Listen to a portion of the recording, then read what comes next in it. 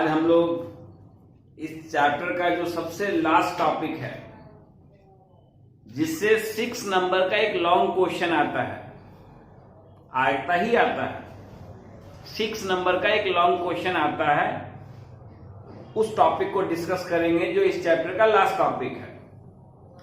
इस तरह के क्वेश्चंस में हमें 3 चीज बनाना होगा। एक तो इनकम एंड एक्सपेंडिचर अकाउंट बनाना होगा, जिससे हमें सरप्लस या डेफिसिट का पता चलेगा।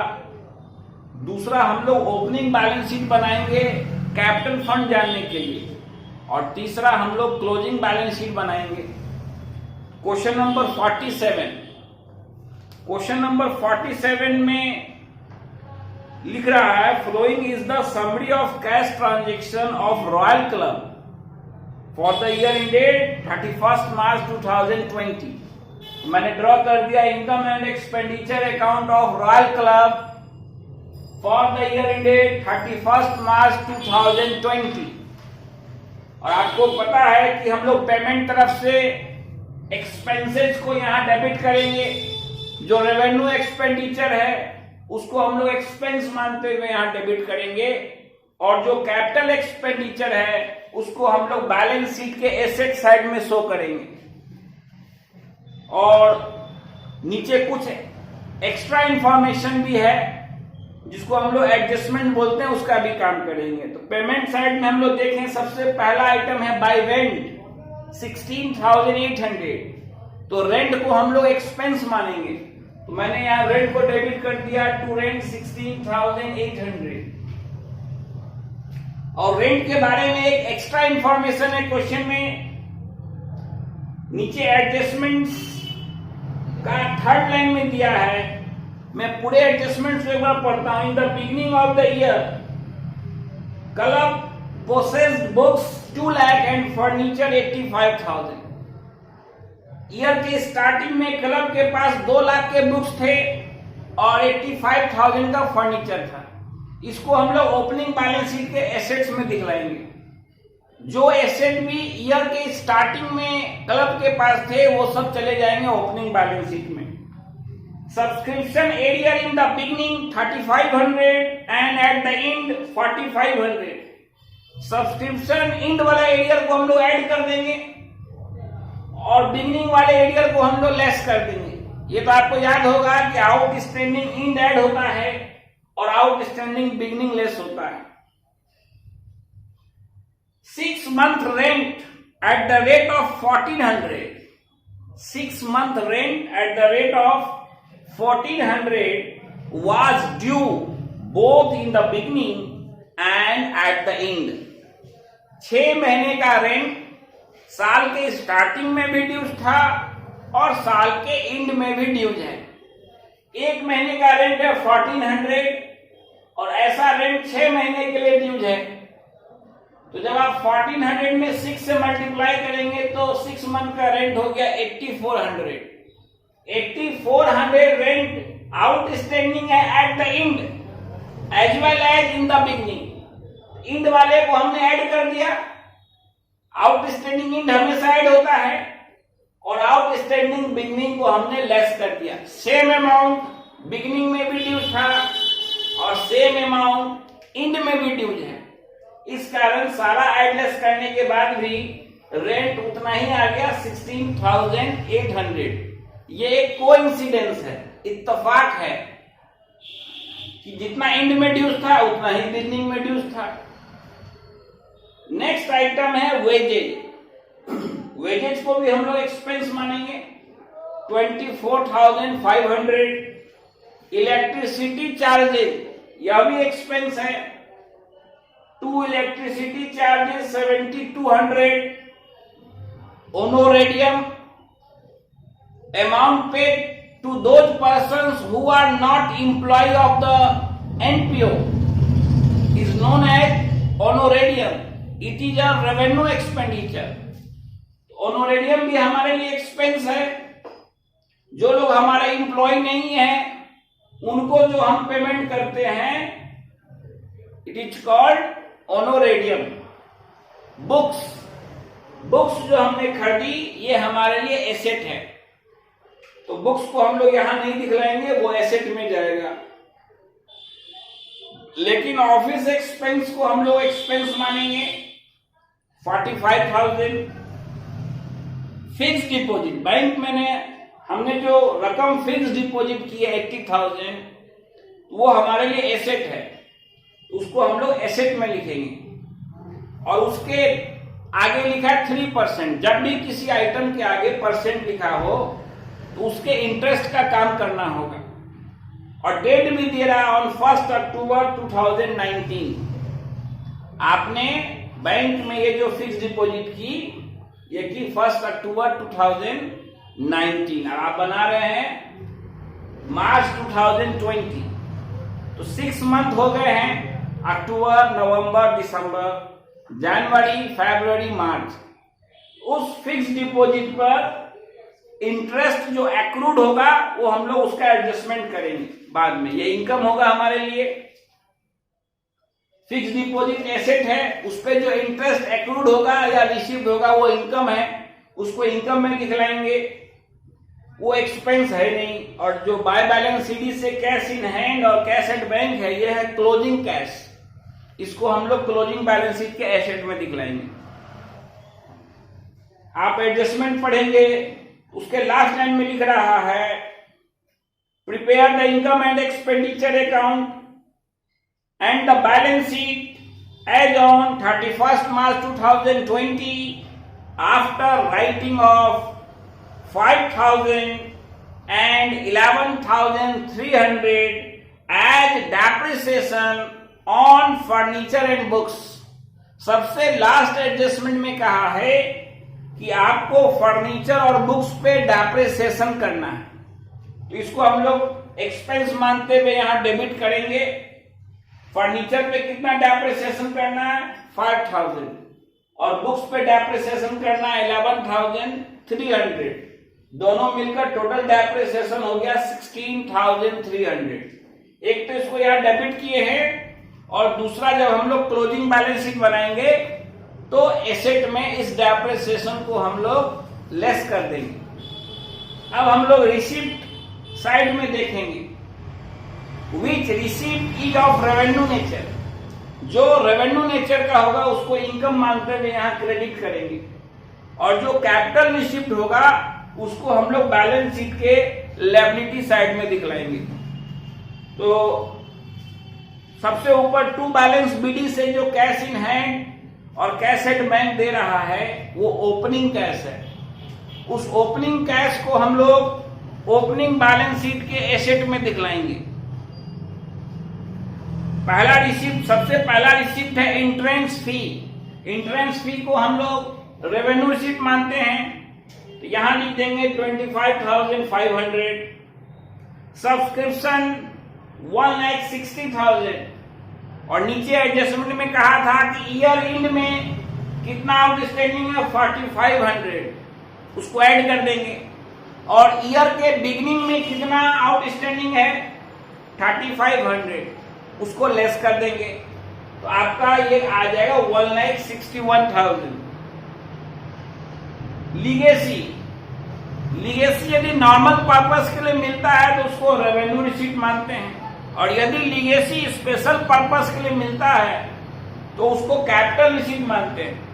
इस क्वेश्चन में कुछ भी मेंशन नहीं है, तो हम लोग उसको रेवेन्यू रिसीट भी मान सकते हैं और कैपिटल रिसीट भी मान सकते हैं। बुक का जो आंसर है वो तब मिलेगा जब आप उसको रेवेन्यू रिसीट माने, तो इसलिए हमने रेवेन्यू रिसीट मान लिया है, और हम नोट लिख देंगे कि we assume that legacy is a revenue receipt. इस बुक में, टी एस अग्रवाल के बुक में, जब भी सीधे लीगेसी दिया है तो उसको सिंपल पर्पस से वो माना है, और रेवेन्यू रिसीट मानते हुए इनकम में दिखलाया है।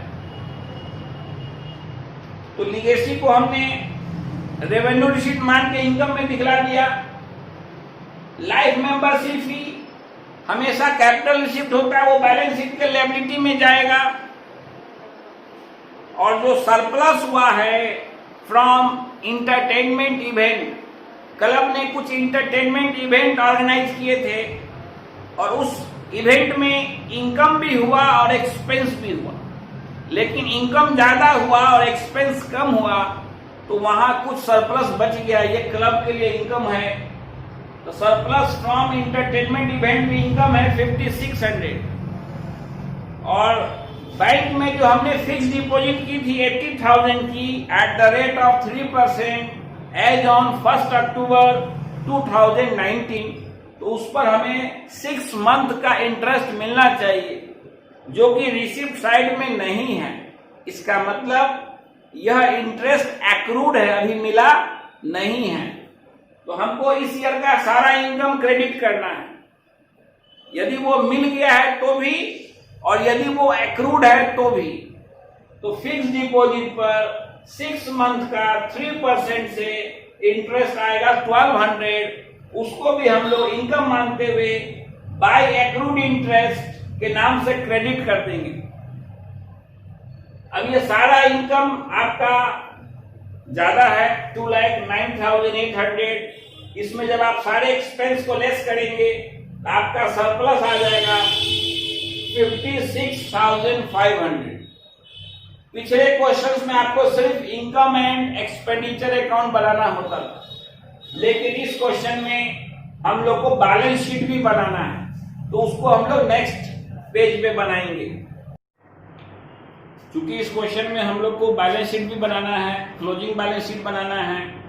क्वेश्चन का लाइन है prepare income and expenditure account and it's balance sheet on 31 March 2020।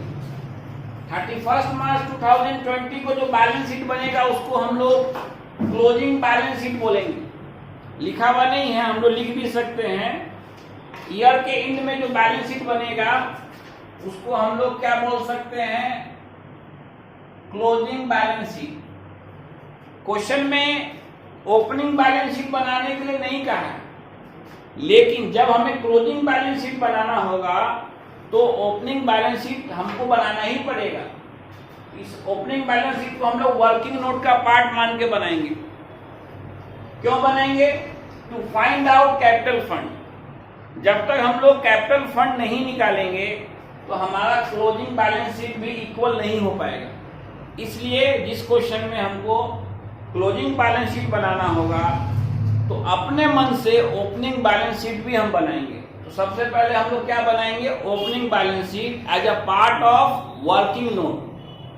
Opening balance sheet के एसेट में कौन से एसेट्स को शो करेंगे और उसके लायबिलिटी साइड में कौन से लायबिलिटीज को शो करेंगे।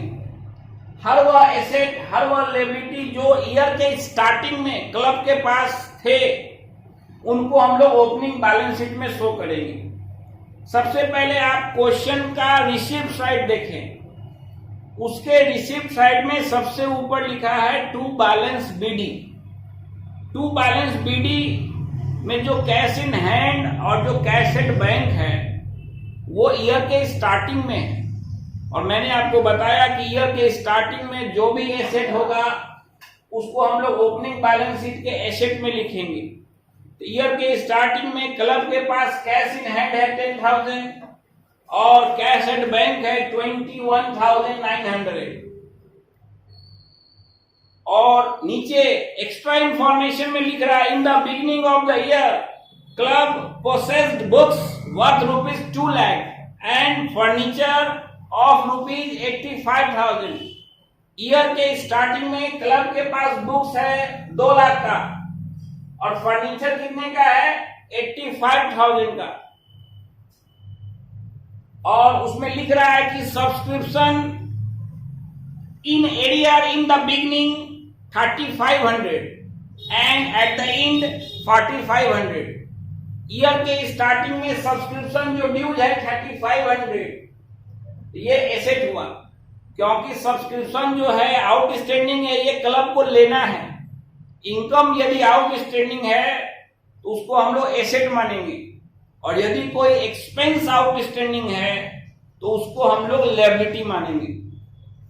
ईयर के स्टार्टिंग में कितना सब्सक्रिप्शन आउटस्टैंडिंग है 3,500, ये आपका ओपनिंग बैलेंस शीट के एसेट में आ जाएगा। और rent 6 month rent eight the rate of 1,400 जो कि 8,400 है, वो ईयर के एंड में भी ड्यूज है और ईयर के स्टार्टिंग में भी ड्यूज है। तो आउटस्टैंडिंग रेंट हमारे लिए लायबिलिटी है, क्योंकि ये हमें देना है। ये लायबिलिटी साइड में आ गया आउटस्टैंडिंग रेंट 8400। आपका एसेट हमेशा ज्यादा होगा और लायबिलिटी हमेशा कम होगा, और इस दोनों के डिफरेंस को हम लोग बोलते हैं capital fund. The difference between assets and liability is called capital fund in case of NPO. तो आपका कैपिटल फंड बैलेंसिंग फिगर से आ गया 3,12,000। ये आपका वर्किंग नोट है। It is not the part of answer, main answer. ये main answer नहीं है। मेन आंसर में तो हमको सिर्फ क्लोजिंग बैलेंस शीट बनाना है, लेकिन जब तक हम लोग वर्किंग नोट में ओपनिंग बैलेंस शीट बनाकर कैपिटल फंड नहीं निकालेंगे तो हमारा क्लोजिंग बैलेंस शीट इक्वल नहीं होगा। इसलिए ये जरूरी है बनाना। अब हम लोग बनाएंगे क्लोजिंग बैलेंस शीट। इसमें हमको ईयर के एंड में लेना है सेट। तो आप पेमेंट साइड में देखें, सबसे नीचे बाय बैलेंस सीडी, ये क्लोजिंग कैश है। तो ईयर के एंड में कितना कैश है हमारे पास? 2000।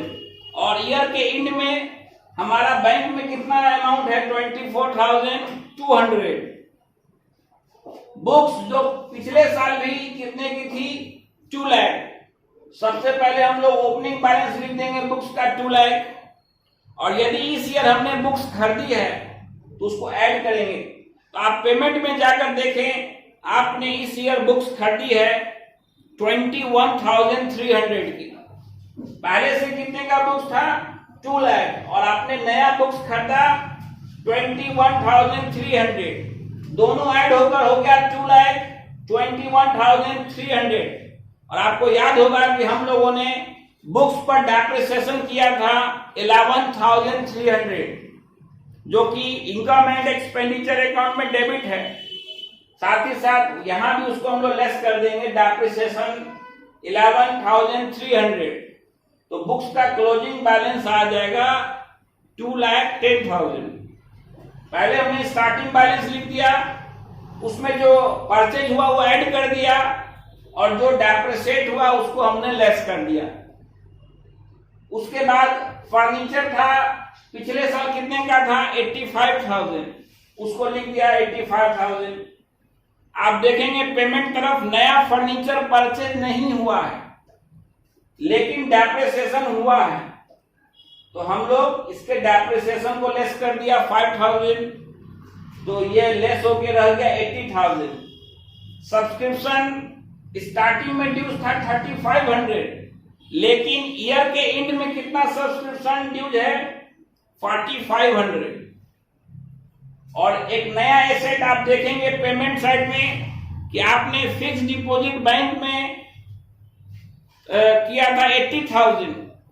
उस फिक्स डिपॉजिट को एसेट मानेंगे हम लोग, और उस पर 6 मंथ का इंटरेस्ट भी एक्रूड है, जो कि था 1,200, जिसको हमने इनकम साइड में क्रेडिट भी किया था।